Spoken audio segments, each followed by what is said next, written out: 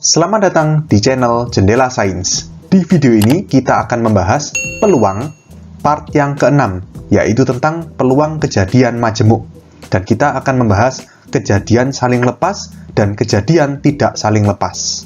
Simak terus video ini sampai akhir. Peluang kejadian majemuk yang akan kita bahas ada 5 macam. Yang pertama, peluang kejadian saling lepas. Yang kedua, peluang kejadian tidak saling lepas. Yang ketiga, peluang kejadian saling bebas. Yang keempat, peluang kejadian tidak saling bebas. Dan yang kelima, peluang kejadian bersyarat. Tapi di part ini kita bahas yang pertama dan yang kedua, yaitu peluang kejadian saling lepas dan tidak saling lepas. Untuk mengetahui perbedaan antara kejadian saling lepas dengan kejadian tidak saling lepas, saya langsung terangkan pakai contoh soal aja. Sebuah kartu dicabut dari satu set kartu bridge. Tentukan peluang kartu yang terambil, A, kartu as atau jack. Ya, satu set kartu bridge itu ada 52 kartu. Jadi ini kartunya. Ada 4 jenis, yaitu sekop, hati, wajik, dan keriting. Setiap jenis itu ada kartu mulai as, 2, 3, 4, 5, 6, 7, 8, 9, 10, jack, queen, king. Ya, waktu itu kita sudah sempat ya ngerjakan soal yang objeknya pakai satu set kartu bridge. Nah, di sini soal A, kita disuruh menentukan peluang kartu yang terambil itu kartu as atau jack. Kartu as itu apa aja? Ini ya. As sekop, as hati, as wajik, sama as keriting. Ada 4 kartu. Demikian juga kartu jack. Jack itu J ya. Ini. Jack sekop, jack hati, jack wajik, sama jack keriting. Berarti kartu as ada 4, kartu jack ada 4. Oke. Lalu NS-nya berapa? Ruang sampelnya ya semuanya ini.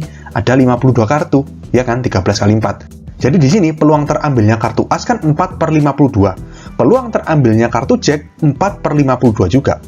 Terus di sini atau itu gimana? Masih ingat kalian dari kaidah pencacahan kan saya sudah sering kali menekankan atau itu tambah dan itu kali. Jadi di sini peluangnya as sama peluangnya jack itu kita jumlahkan. Jadi di sini kita tulis peluangnya sama dengan peluangnya as tadi berapa? 4/52. Ya kan? Ditambah peluang munculnya kartu jack itu 4/52 juga. Berarti sama dengan 8/52.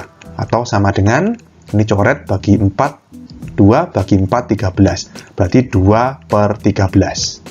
Oke, kita ke soal B sekarang. Peluang kartu yang terambil as atau hati. Kartu as tadi ada 4. Berarti 4/52 ini kan. Kita tulis ya. Sama dengan 4/52. Lalu atau berarti plus. Kartu hati ada berapa? Ini kartu hati, mulai as hati, 2 hati, 3 hati, 4 hati, sampai king hati. Ada 13 kartu, berarti tambah 13/52. Tapi di sini, kalau kalian teliti, ada kartu yang kita hitungnya kedobelan. Kita hitung 2 kali. Kartu apa itu? Kartu as hati. Kartu as hati termasuk 4 kartu as. Kartu as hati juga termasuk 13 kartu hati. Jadi kalau misalkan 4/52 tambah 13/52, harusnya kan 17/52. Atau di sini kartu as atau hatinya tuh ada 17. Padahal nggak 17. Cuma 16 ini kan, karena as hatinya kehitung 2 kali. Kehitung di as sama kehitung di hati.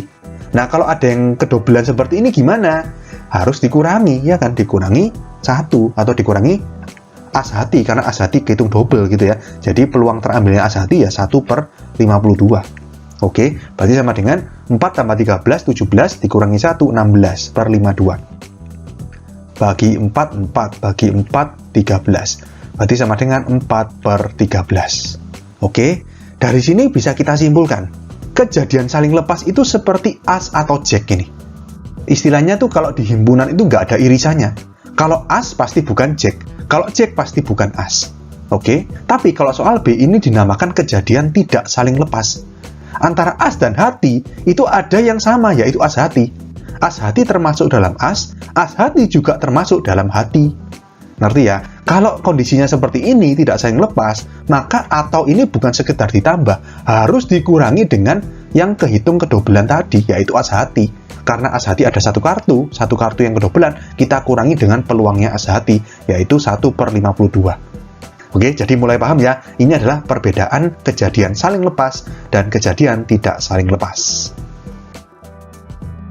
Dari contoh soal di depan tadi, kita bisa simpulkan definisi kejadian saling lepas dan kejadian tidak saling lepas. Kita mulai dari kejadian saling lepas. kejadian A dan B dikatakan saling lepas jika dua kejadian tersebut tidak mungkin terjadi bersama-sama, atau kalau dinyatakan dalam diagram Venn seperti ini. Jadi di sini, ini himpunan A, ini himpunan B. Oke, suatu titik sampel yang termasuk dalam anggota himpunan A sudah pasti tidak termasuk dalam himpunan B. Dan sebaliknya, sebuah titik sampel yang termasuk dalam anggota himpunan B pasti tidak termasuk dalam anggota himpunan A. Oke, atau bisa kita katakan irisannya itu nggak ada. Atau tidak mungkin terjadi bersama-sama. Contohnya tadi kan peluang terambilnya kartu as atau jack. Kalau as pasti bukan jack, kalau jack pasti bukan as. Ngerti ya? Jadi antara as dan jack itu tidak mungkin terjadi bersama-sama. Jadi antara as dan jack itu saling lepas. Atau bisa kita tulis A irisan B, ingat ya, simbol himpunan ini irisannya adalah himpunan kosong, tidak ada irisannya. Oke, kalau kejadian saling lepas, maka PA gabungan B, PA gabungan B, ingat ya, gabungan itu atau. Jadi PA atau B sama dengan PA plus PB, tinggal dijumlah aja. Seperti tadi, peluang terambilnya kartu as atau jack adalah peluang terambilnya kartu as ditambah peluang terambilnya kartu jack. Oke, jadi di sini PA gabungan B sama dengan PA plus PB. PA gabungan B adalah peluang kejadian A atau B, PA ya peluang kejadian A, PB ya peluang kejadian B. Oke, berikutnya kejadian tidak saling lepas. Kejadian A dan B dikatakan tidak saling lepas jika dua kejadian tersebut dapat terjadi secara bersamaan. Atau kalau dinyatakan dalam diagram Venn seperti ini. Jadi antara himpunan A dan himpunan B ini ada irisannya yang di tengah ini. Jadi anggota dari himpunan A bisa saja termasuk dalam anggota himpunan B juga. Jadi di sini dikatakan A dan B ini tidak saling lepas. Contohnya yang tadi, peluang terambilnya kartu as atau hati. Ada irisannya, yaitu as hati. As hati termasuk dalam anggota as hati juga termasuk dalam anggota himpunan hati. Gitu ya. Jadi di sini, A irisan B-nya ada, sehingga PA gabungan B, PA atau B, sama dengan PA plus PB, dikurangi dengan PA irisan B. Kalau contoh yang tadi, peluang terambilnya kartu as atau hati adalah peluang terambilnya as ditambah peluang terambilnya hati dikurangi sama peluang terambilnya as dan hati atau peluang terambilnya as hati. Ya, jadi dalam hal ini as hati itu ya A irisan B kalau di sini, irisannya yang di tengah ini. Oke, kenapa dikurangi? Ingat ya alasannya karena kita ngitungnya kedobelan. Karena as hati termasuk dalam as hati juga termasuk dalam hati. Padahal as hati kan cuma satu anggota titik sampelnya. Kalau kedobelan berarti harus dikurangi satu. Gitu ya. Jadi di sini keterangannya sama, PA gabungan B itu peluang kejadian A atau B. PA itu peluang kejadian A, PB peluang kejadian B, dan PA irisan B itu peluang kejadian A dan B. Jadi A dan B terjadi secara bersamaan. Di contoh yang tadi, as dan hati terjadi secara bersamaan, yaitu pada saat kartu yang terambil itu adalah kartu as hati. Oke, paham ya? Oke, sekian untuk video kali ini. Untuk melihat playlist lengkap dari bab ini, bisa kalian klik thumbnail yang ada di sebelah kanan atas ini. Jika ada pertanyaan, saran, maupun kritik, bisa kalian tulis di kolom komentar. Semoga bermanfaat dan sampai jumpa di video selanjutnya.